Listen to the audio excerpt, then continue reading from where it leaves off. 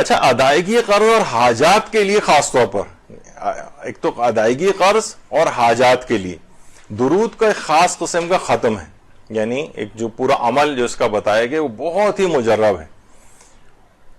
اور اس میں جو سب سے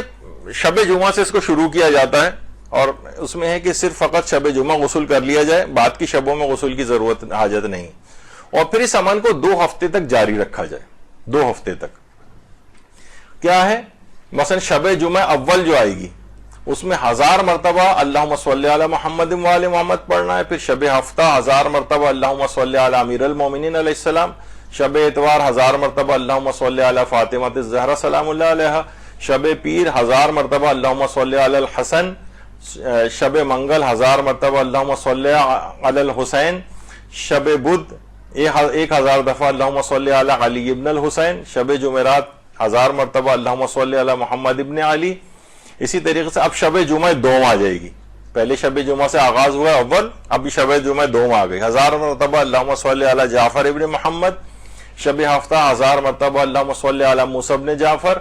شب اتوار 1000 مرتبہ اللہم صلی علی علی ابن موسیٰ، شب پیر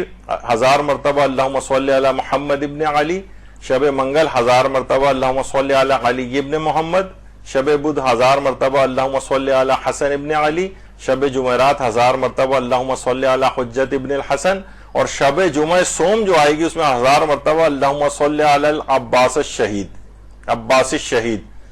درود بھیجیے محمد علیہ وسلم۔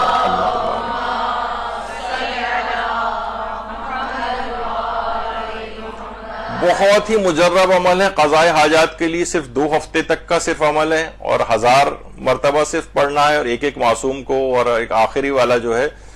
شب جمعہ سوم جو ہے اس میں 1000 مرتبہ حضرت عباس علمدار کو بھی ہدیہ کرنا ہے، اور جن جن لوگوں نے اس کا تجربہ کیا ہے وہ کہتے ہیں کہ بہت ہی مجرب ہے ہماری، اس کے لیے کسی پہ قرضوں کی ادائیگی ہو خصوصاً، اور کوئی اور بھی حاجت ہو تو اس کے لیے بھی اسی طریقے سے اس عمل کو کیا جا سکتا ہے۔